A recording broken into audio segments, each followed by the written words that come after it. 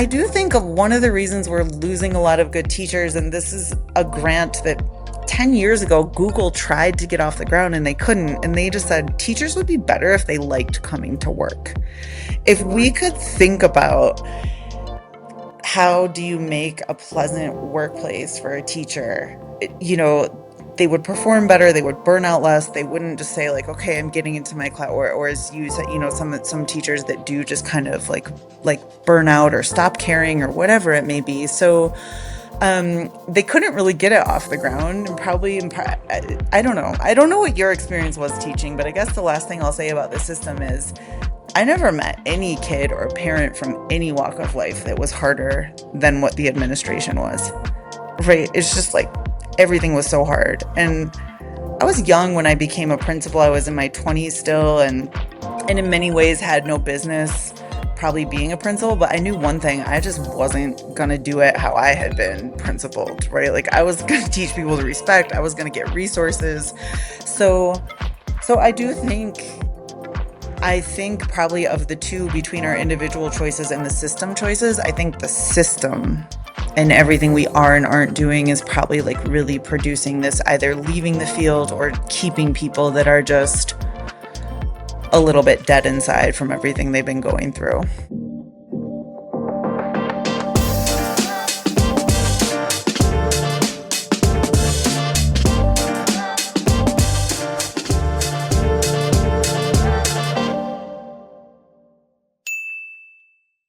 Welcome back to the episode here on the Hard Hustle Podcast. Our next guest, all the way from Christina, where you located? Let them know you're not even in the States today. I'm not. I'm coming to you from the beautiful Kigutu, Burundi in Central East Africa. Oh my God, waking up to just a beautiful scenery every morning. What does it look like over there? I'm lucky enough that where I work at Village Healthworks, beauty is a big focus of the leader here. And so I like to call it a botanical garden, literally, flowers, sunshine, birds, very different from where I grew up in Michigan. Yeah, very, very beautiful here all year round. And you guys, complete opposite weather around this time, isn't it? You guys are dealing with summer over there now, or what are you guys dealing with? Yeah, I mean, it's an equatorial country, so it's pretty much summer with maybe a rainy summer or a drier season summer. Um, the thing that I have in common with at home is that this is called the Great Lakes region. I was born and raised in Michigan, which is the Great Lakes region of the US. And so where I'm working is within view, and we have a beautiful view of Lake Tanganyika. So the Great Lakes do tie me together, but the weather absolutely completely different. And I would choose the Burundi weather any day. I love that. And what gets you over there? What, like, is it the organization you're a part of? Let people know, why are you over there? You're not just there on some leisure. I am not. Yeah, I'm working as the Chief Strategy and Development Officer here at Village Healthworks. So it means this year is our 20-year anniversary. So it's really my job this year to celebrate all of the progress that our leader has made, the organization has made, and also strategically start to think about the next 20 years and how we make sure that we're staying around. My first trip to Burundi was in 2013. I was living and working in Rwanda and came down because everybody told me that this city on the lake, Bujumbura, is where you go to have fun. And the first time that I came here, I just loved it. And I looked at a friend and I said, I'm going to work here one day. And so it took about 10 years later, but had the Wow. opportunity to work for Deogratias Nizonkiza, who is Burundian, born and raised in this very place that I'm coming to you from, and has set up an incredible organization, Village Healthworks, that is focusing on community health. There's now a hospital, school, there's a secondary school, boarding school here, primary school, and also community economic empowerment. So I'm over here meeting so many incredible people, doctors, teachers, parents, community members, and doing my best to use those stories to fuel getting the resources into the door that we need to keep going. What a what a story to tell. Like, but I can imagine you didn't just start here. There was something that maybe triggered this, right? You were in the education space. Principal, is that correct? Yeah, that's right. Well, I started as a bilingual special education teacher in the Bronx at PSMS 20. and was kind of doing one of those alternative teaching programs and said, I'm just going to do my 2 years and I get a master's degree for free and I'll help out. And then I realized at the end of the 2 years that I was only then learning how to be a teacher. That if I had gotten my master's degree and moved forward, I would have been doing that off the backs of poor people. And I don't think that was the intention of the program, but I started having some sort of awakening that, wait a minute, if I look at these last 2 years, the kids have taught me way more than I have taught them probably. And I was finally getting that skill set, right? Teaching is a science, it's an art, it's complicated. So I ended up staying for 10 more years as a teacher and principal. And I'm glad that I had that realization early on. So many people were telling me that I was a savior or white savior. The program around that had that whole white savior vibe, and I bought into that because it, sure, who doesn't want to feel like you're saving things? And then I realized new teachers are usually pretty bad. You got to learn like anything, and so I tried to stick around and actually develop a skill set. And so once I felt like I had a skill set through being a teacher and then a principal of a public school in East Harlem that I started, along with an amazing group of educators. I felt like I was ready to get into the international development space because I had a skill set that was wanted in my own community. Not like I was, coming in without a skill, I guess, or if maybe my only skill might have been report writing, which sometimes happens in international development. So I felt like I know how to teach people. I'm getting a track record of results. I'm doing all right with innovation and education, and let me go on the next adventure. And that's what landed me to Rwanda. After 10 years in New York, I, I started becoming so New York in some of my ways that I couldn't even see it. And I was like, all right, it's time. It's time to make a change. You leave a career to start a brand new career, really kind of in the same space of being of service to others. Now you're doing more international work. I think they're just when people think of Africa, when they think of Rwanda, automatically our minds go to what we were taught in schools, and it's not a safe place. It looks very different than what we actually got to experience. I told you that I got to experience South Africa in person, and thought to myself like, wow, this is nothing like what they show us. What are some of the things for people that are watching that may be afraid to visit some of these beautiful countries? Because that's exactly what they are. With beautiful people. Could you kind of talk on that? Like, I could imagine when you first got there, it was way different than your thoughts here today. Yeah, gosh. In 2013, when I moved to Rwanda, it was like if I could have had $1 for every time somebody said, "Did you see that movie, Hotel Rwanda?" It's like crazy over there, and it just is so far in the past, and so that's definitely one that people are watching. That's certainly did an effort to show a piece of history, but a certain moment in time or a certain conflict is not what is defining any of us as people nor countries. It's interesting that you bring up your South Africa experience because even when I visited South Africa, they also had these notions of East Africa or the Great Lakes region is so often painted with conflict, genocide, civil war, and of course those things exist. I don't or have existed. I would not want to paint it that it hasn't, but that's there. There's just so much more to it, and I grew up in a really small town, and a lot of my friends will sometimes say, like, aren't you scared? Isn't it dangerous? And I was like, I promise you, if you walk into that shopping mall in the United States, it's probably way more dangerous with all of our gun violence that we have going on than any of the places that I'm at. But I don't know how we change those narratives. I'm trying in the work with the team here at Village Healthworks, on our social media to share positive stories, share a different image, but also, also share the struggles that we all have as humans, like, not just make it a rosy story for the purpose of that, but give it a try is what I would say. I forced my parents to come to Rwanda. They were so scared, and then they just loved it and had a beautiful time. Next, got to get them over here to Burundi to Village Healthworks. I love that. I love that you've experienced this and that you want other people to experience it. I am a Ever since I took that trip, I was like, Americans, we are very spoiled. Sometimes I think we could be very ignorant to what's outside of our own land, right? Our own country.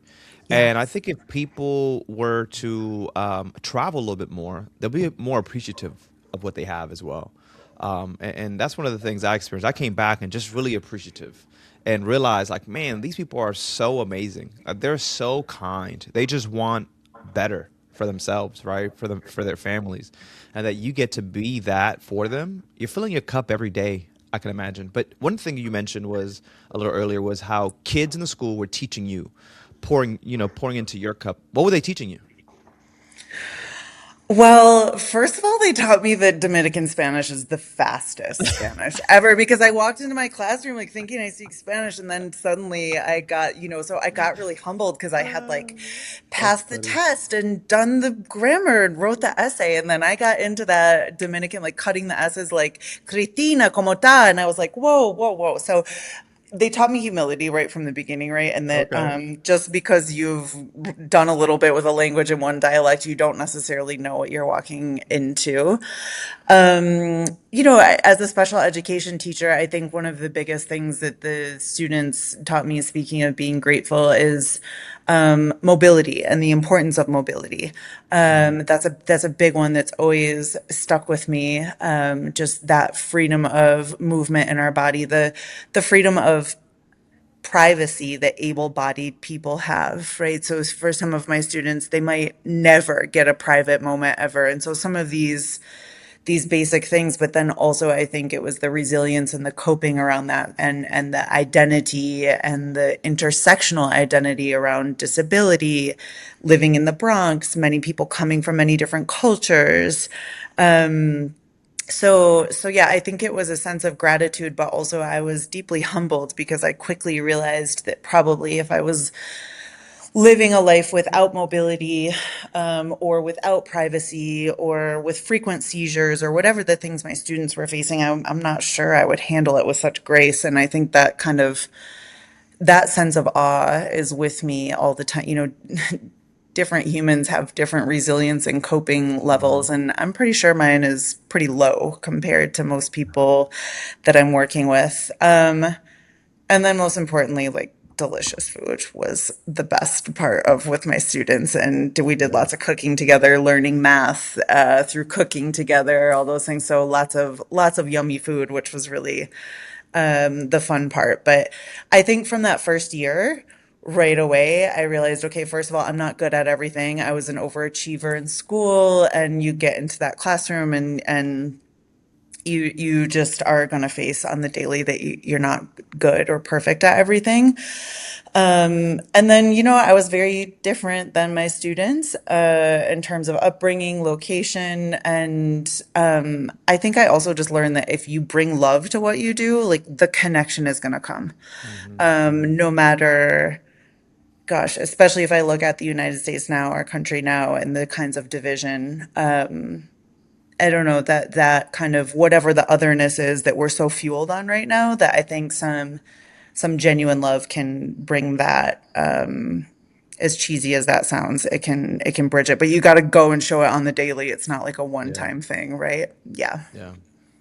I think it's funny that you mentioned that you thought you knew Spanish until you come across some Dominicans and realize, wait a minute, am I speaking the correct Spanish? My Yeah. wife is not Spanish, but obviously took a little Spanish in high school. So when I'm Puerto Rican, and Puerto Ricans, we just speak slang, very similar to Dominicans. So as I'm talking to her, she's like, why do you say it like that? That's not how you say it. And I'm thinking like, how are you telling me I speak Spanish? This is how my mom spoke to me. So then one day I actually looked it up and showed her. As a matter of fact, it was a TikTok video, and the guy was showing how Puerto Rican Spanish is very different than all these other ones. And she's like, "Oh, wow, no, so you are saying it right." I'm like, "Yeah, I've been telling you. Why do you think I'm just here making things up?" So it's really funny that you realize, wait, there's Yeah. actually Oh different gosh. Spanishes out there. You need to do a whole other podcast on that, like the language imperialism and elitism and all of That's too that funny. is, yeah, that's a big one. I want to talk about the education space, something that you love because you're still in it, right? Just at a different level. Do you think that we're in a space that we're losing a lot of good educators? You kind of mentioned there's a lot of good educators out there, but the system itself doesn't reflect and doesn't really help them. And I see that, especially me going through the high school, that there was great teachers that were a part of my life because they see me for who I was and other things I was going through. But I think then there's teachers that just don't see past themselves, right? They have this one kind of narrative, this one agenda, and that's what they're there for. But you've also just kind of been flexible, understanding the environment was different, the languages were different. You know, the way you mentioned the love, I have to show love because that's what they're used to. When you think about big families, right? Just the love that we show each other.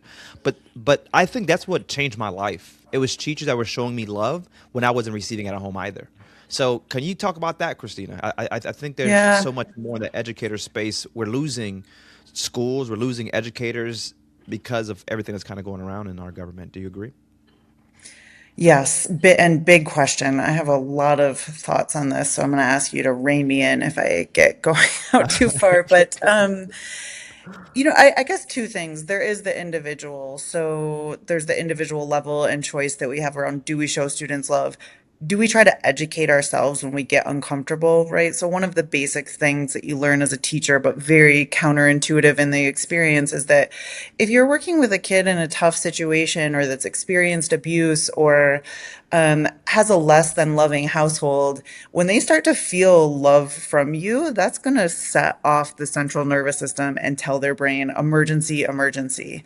And that's the day that, I don't know if you allow cursing on your podcast, but that's Yeah, yeah, that's go ahead. that's the day that you're gonna get the like, get whatever you're gonna get, some whatever, it's whether it's gonna come out in cursing or throwing a chair or ignoring you or walking out or not doing work. Like, people got to test that because their nervous system is telling them emergency, emergency, because so it's so unfamiliar. So when that first happened to me, like when the kid kind of got aggressive, like I got firm in my teeth, I'm gonna like make sure we know there's consequences.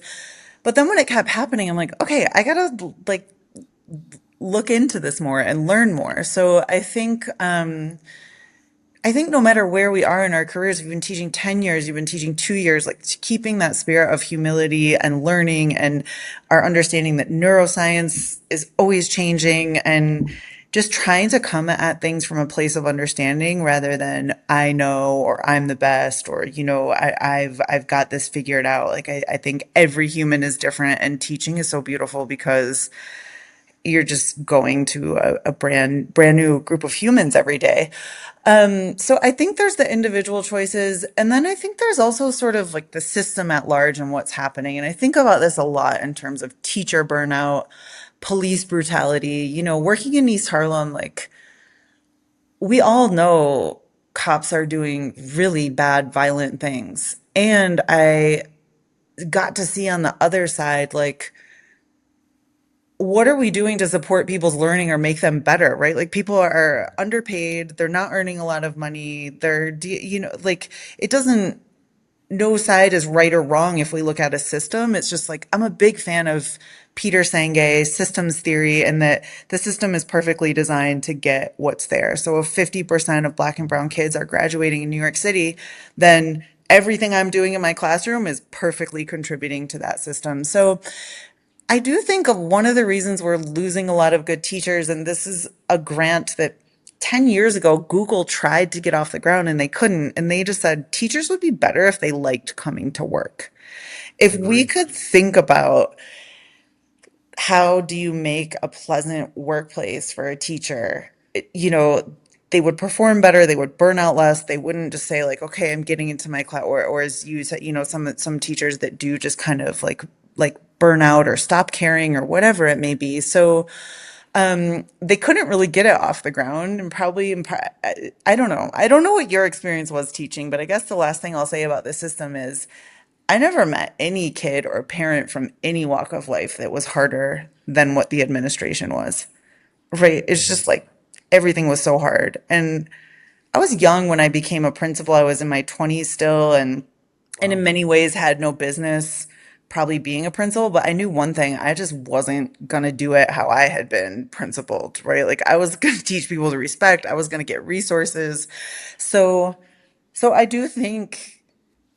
think probably of the two, between our individual choices and the system choices, I think the system And everything we are and aren't doing is probably like really producing this, either leaving the field or keeping people that are just a little bit dead inside from everything they've been going through. If the Heart and Hustle podcast has ever sparked any idea or made you think differently, do us a favor. Make sure to guys share this, post it on LinkedIn, or even text that nonprofit friend that you just have. Whatever works, this is what keeps the conversation going and allows us to just grow this community together. Seriously, we appreciate you. Yeah, I think when it comes to just teaching and any job, really, is we don't pour in enough to our leaders, right? Teachers, ideally leaders. I don't know that we're pouring back into them, right? And I think that's where the lack of love comes from. Yeah. I would always remember this one teacher. So kind of rewind. I was a bad kid at school. So everything that you're talking about, I was the experiences, right? It was a lack of love from home. So I was acting out in school. And some teachers seen it, some teachers thought I was just problem, right? Hmm. So not that I was dumb, not that I was a bad student. Life was happening to me. And Yep. some teachers just understood how to deal with those and some didn't. But I remember this one teacher that said, because after I finished up high school, I would go back to middle school and high school and just speak to the kids because there were certain things that I learned from teachers that I didn't get at that moment, such as I would always go back to this one and very familiar probably to a lot of people. Show me your five friends, I'll show you your future, right? And I seen that. I witnessed one of my friends that was a number one wrestler in the state end up doing 5 years in prison before you can end up in college because of his Dang. friend, not because he was a bad kid, not because he wasn't, just good, but it was because of his surroundings. So I went back to the schools to say, hey, I remember to that same teacher. I remember when this teacher said this, and she was so right.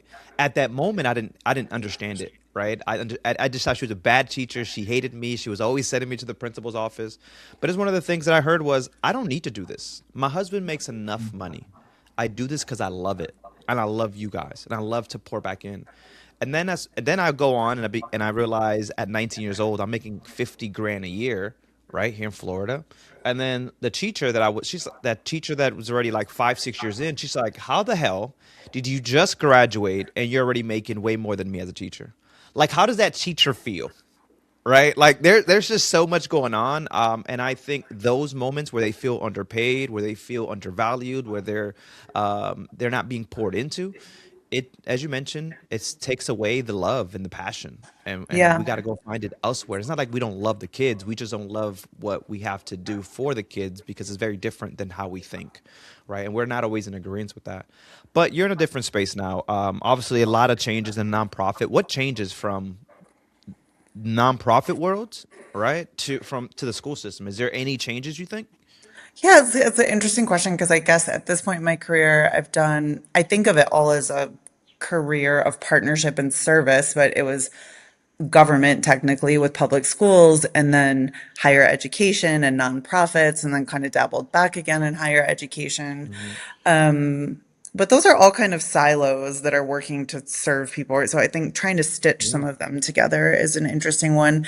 I mean, what's changed the most in my life right now is I am working really hard to fundraise for a health organization that, of course, also includes education and community empowerment services, but the health with the big 200 bed hospital that we're running, we're doing specialized surgery, we're doing C-sections for women in a community where that wasn't an option before. It's expensive.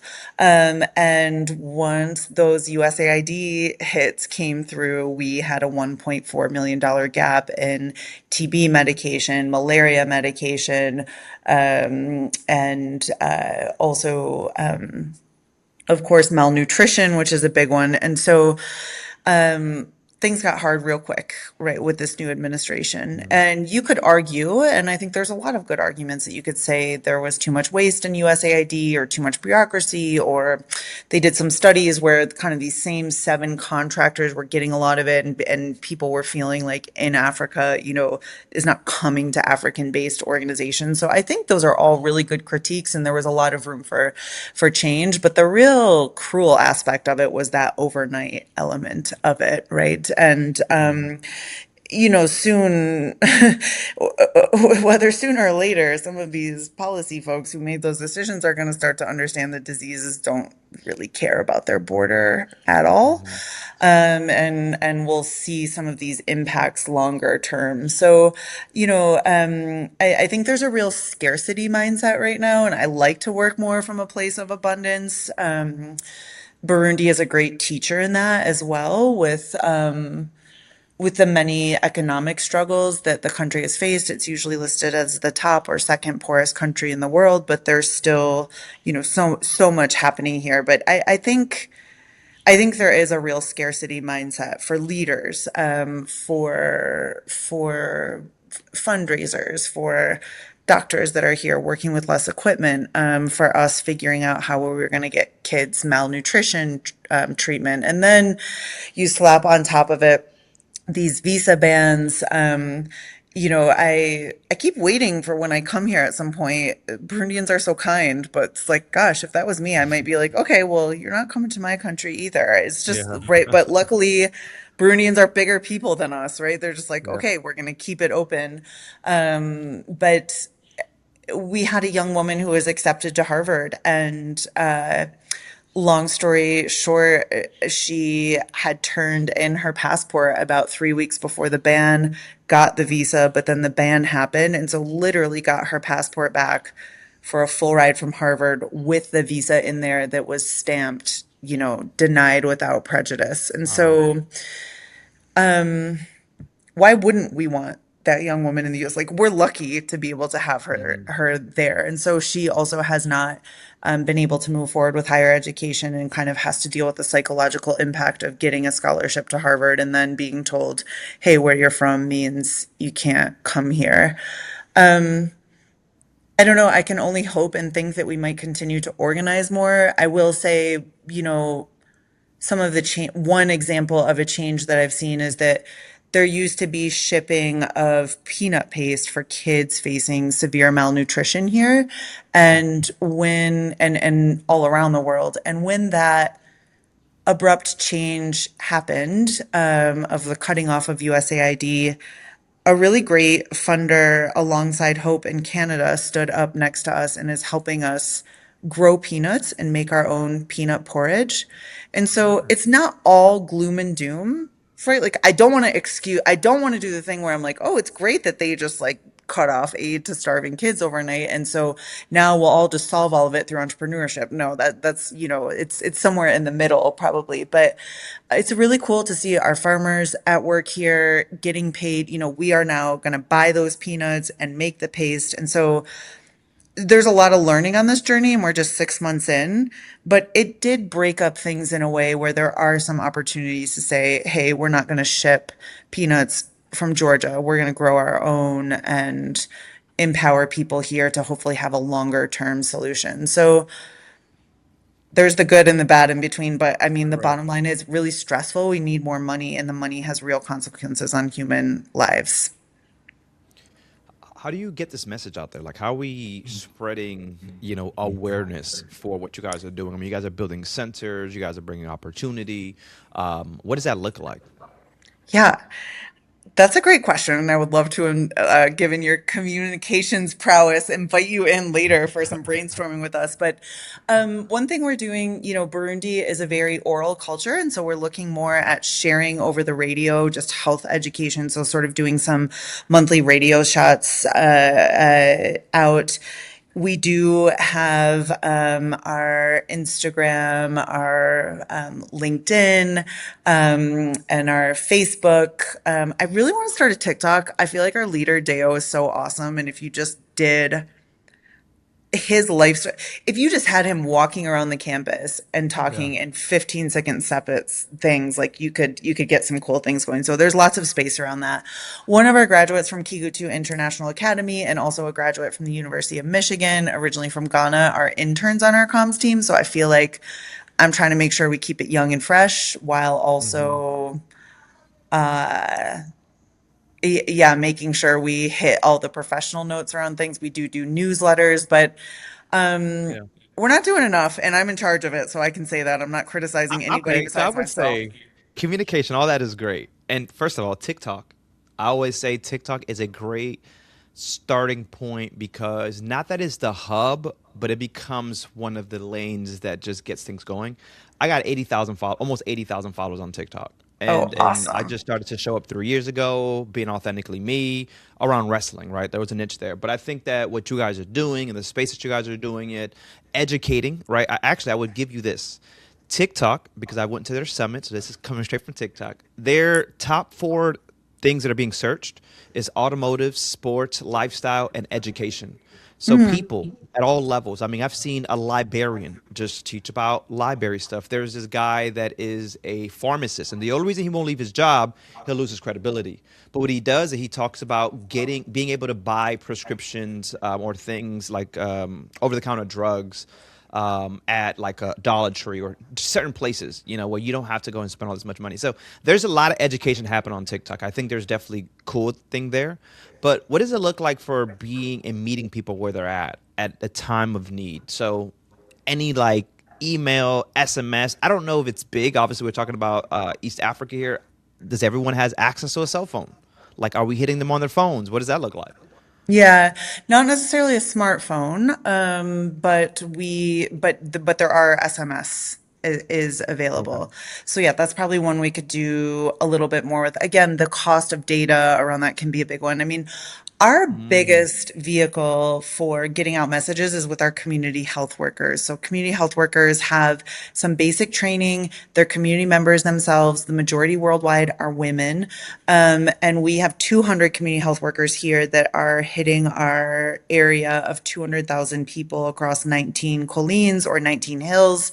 And that is our most powerful community member, peer to peer discussion around supporting people and taking their ARVs. If there's treatment for HIV that's needed, checking in on malaria, just checking in on wellness generally, getting pregnant women into the hospital. So that team of 200 is definitely kind of the biggest communications mouthpiece that we have. And then there's kind of some of the more formal channels. And the other part about Village Healthworks that's so cool is that this is really community founded, a reconciliation project, really, by our founder, Deo, who brought a group of people that previously were in a very deep conflict and not mhm, just talking about what's needed, but then actually building things together. So the community, for example, donated the land here. There's lots of meetings. So we also rely on that one-to-one type communication. mhm. Um,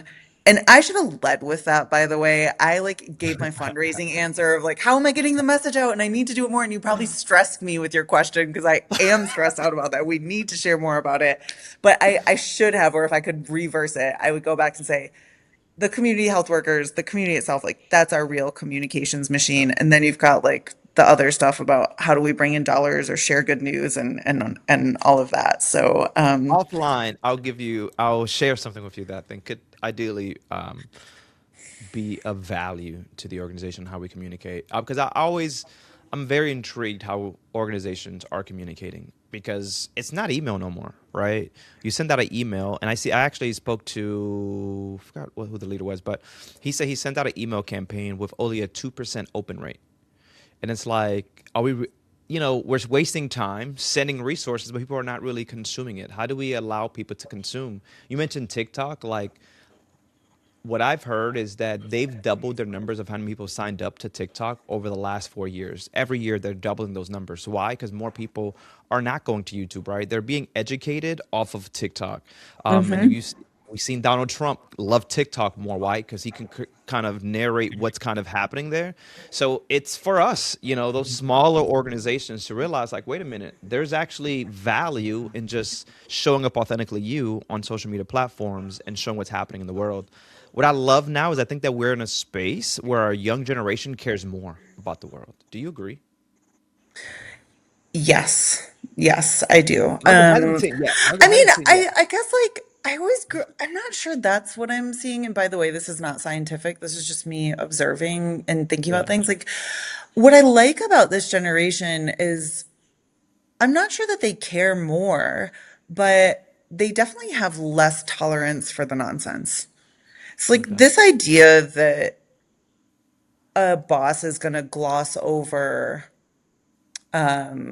let's say what we're seeing right now, right? Where they're saying like CEOs, like, we don't want to hear you say ICE is no big deal, or we need you to directly address the Mhm. Somali community, for example, from our platform, right? Whereas before it was just sort of like, okay, sure, maybe like, I think each young generation cares and shows it in their own way. I feel like I like this generation's, a lot of people say like, as we always do about younger like, oh, they're lazy, or oh, they don't want to work, or oh, they're too demand, or whatever it is. Like, I totally disagree. Like, I love one time I was working with a colleague a lot younger than me. I was her supervisor, and she was like, sorry, I gotta go right now because I've got my physio appointment.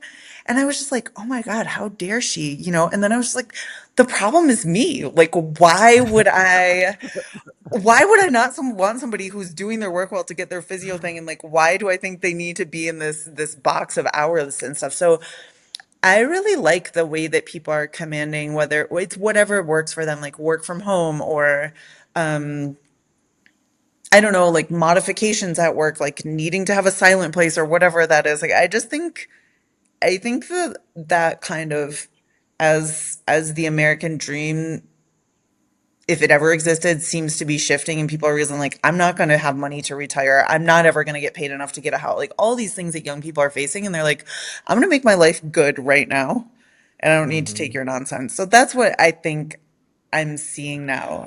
You made Yeah. me think aloud a little bit on that one. But yeah, No, I I don't, love it. I yeah, am one of those young individuals that left corporate world because I felt I was being boxed in. yeah, However, I also have seen the younger side. I'm 35 years old, so I also see the younger. Sometimes I do call it lazy. Like, I mean, I hear you on it, but sometimes I think it's just pure laziness. But it could be, and maybe I'm looking at it wrong. That you said that, Christina, it allowed me to say, okay, well, maybe I'm thinking about it wrong, right? Maybe let me see it from a different perspective. But it's just when I was 27 years old. I was 19 years old. I was already managing a Subway, right? I was putting in the work. No one told me. I wasn't happy at home, and work to me was kind of the escape from reality. So that's what I was doing. I was just hmm, kind of pouring my head. So maybe that's why I look at it a little differently. I can't stand when I see 25-year-olds still with their mom. But again, it's because of my life experiences, and I think that's how we look at life, is always of our life experiences and not just yeah. of what the person had to go through. Right? We're so about us, and we don't see about everybody else. And in this situation, Christina, from the New York to where you're at today, you realize it's not about you, right? It's about, how do I get these people to see better in their lives? How do I pour into them? So that's pretty cool. But I ask you that, while you're pouring into them, how are you pouring into yourself? Because I think we forget to do that part. How are you doing that? That's a really good question. And I also want to go back to, I think it's about bettering, just a fine point on what you said. It's about bettering people to wherever they want to be. But I find more and more my work is also like helping people get clear on what they want to be and what they want to do. Like, I feel like you worked at the Subway, or I was a teacher, plus I hustled on the side of the thing because like there was some notion that that was going to lead somewhere, or maybe it's our boomer parents who got, I don't know, but like I think more and more the work is becoming about getting clear about what people want, and then like the betterment comes from pushing through that, not just whatever people said it should be. In terms of how I'm pouring into myself, well, I throughout my life, wellness has been a challenge. It often for me manifests in different weights. I can really gain or lose weight quite rapidly. And then I get overly sensitive when people talk to me about it, probably because, or just when people notice it because they notice changes, but probably because like deep down, I'm feeling a little sensitive about where my wellness is at, right? Like my ability to take care of myself and all. And so like the weight is just a symptom of how well am I managing that, and being underweight is just as unwell, right, as being overweight, and I've kind of been across the spectrum with that. So I think where I'm trying to be now is pay less attention to however that's looking or whatever people have to say to me about it, but like where's my energy at? Do I feel energized? Am I feeling like I can come with my best self? Am I instead like short on edge, frazzled? So a couple of things I'm trying to work on is right now I'm just trying to take a walk every day. It's obviously very easy in such a beautiful place. But sometimes it doesn't feel easy. Like sometimes you don't want to get going. And I'm trying to, that's kind of my individual thing. I need to take a walk. And then I'm also trying to draw from the community that I see around me, which is so much more cooperative and collective from what I grew up in. And I love it. It's like if I invite 5 people, they're coming. We're going as a group. We're going to do it together. Yeah. Right. So trying to like, have a fun social aspect. And I think the easiest way to take care of ourselves is drink enough water, but apparently that's hard for me sometimes. Like if you're just hydrated, you're just gonna be better. Um, Yeah. and throughout my life, I have gone on low sleep and been very proud of that. And I feel like now I'm trying to change that up for my health to be able to show up as a full person and again not be so afraid. It's interesting going back to your comment earlier about younger people, or if we see younger people or people of all ages can be lazy. But I recently read Trisha Hershey's Rest is Resistance, and it just totally reframed. I'm just like, why am I allowing my body to be so used by this capitalist machine? Like her thing is resting is how you can revolt against the capitalist Yeah. machine, right? Or that she would read long slave narratives, for example, and then just have to like sleep for hours on the weight of that. And I grew up with this whole other thing of like, no, keep going. And like, I was so proud that I only slept 3 hours and did XYZ. So I'm trying to change that. Yeah. It's a journey. Yeah. But It is. water, walking with community and sleeping enough and like seeing that sleep as an act of rebellion, I guess I must be a rebel at heart because that mindset is working for me. The sleeping allows your body to recover, especially when damaged, whether it's the brain, physical damage. So I do a lot of working out. One of the biggest things that I have to remember is I have to get sleep because how do your body recover? Right, you need to get your body to recover. You need your brain to recover. But I'm just like you. Sometimes I go to sleep at 2 o'clock in the morning, and I got to be up at 5, 6 o'clock in the morning. That's just my natural routine. So I'm not a morning person, that's for sure. But I do realize how, for me, especially when mental was a big thing for like last year, I was going through a lot of just, I would say, in my brain, imposter syndrome, just the negativity that just goes through your mind when you're just not at peace, right? Yes. Um, Working out to me was the thing that brought me peace. And now that I've worked out and I've stayed consistent, which is always the hardest part, is stay consistent through it all. But when you are able to stay consistent, I think you start to feel better, and then you start to look at yourself. You start to see yourself in a better light. So to me, working out, you're right. You're right in the right places, right? How do I drink more water? That's obviously naturally going to help you. The walking, and I had a neighbor, believe it or not, he passed away. But what I found out after he passed away was he ran over 100 marathons, and at one point in his life, he was over 300 pounds. And the doctor told him, if you do not lose weight, you will die. And the gentleman ended up passing away from cancer in his 70s. But that moment in his life, he started to do what you just said, Christina. He started to take a walk around the neighborhood. Then it became a bigger walk, right? Now, not just one lap, 2 laps. Then it became now he was doing triathlons. Then he lost all this weight and and I'm like, wow, sometimes we just need that person. We hate when someone calls something out, but it's also the eye opener for us, Yeah. right? Look at our world when we call out mental health. Everybody wants to talk about mental health. When the presidency campaigns come around, now everyone is talking about it. Everyone's educated supposedly on it, and that's just kind of the space that we're in, man. When we want something, you just gotta kind of do the uncomfortable, stay consistent with it more than anything. But you got this, Christina. You got this, Yeah. and you Thanks. just have love for what you do. That's why it's just you just go go go go. I get it. I get it. I hate Yeah, to no, stop. I mean it's I'm definitely in a humble space with it because I have run a marathon in the past or when I'm more fit, I love to jog every day.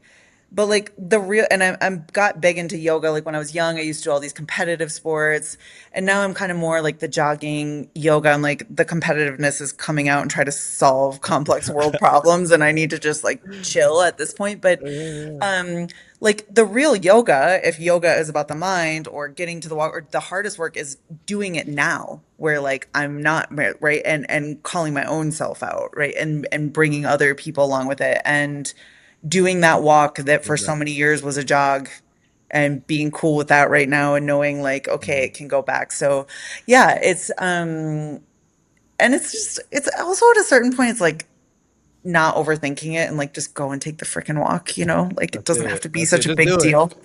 Like Yes, Nike says, exactly. just do it. That's Just do right. it. I'll leave you with this last blind question. What's your one assumption about your field that you used to believe, but now you realize was completely wrong? Hmm.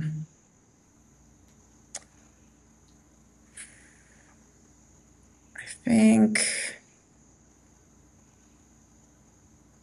I think I'm gonna go back to the sort of like being that teacher, saving the world, people telling me I'm saving the world, thinking I'm a hero, all this nonsense.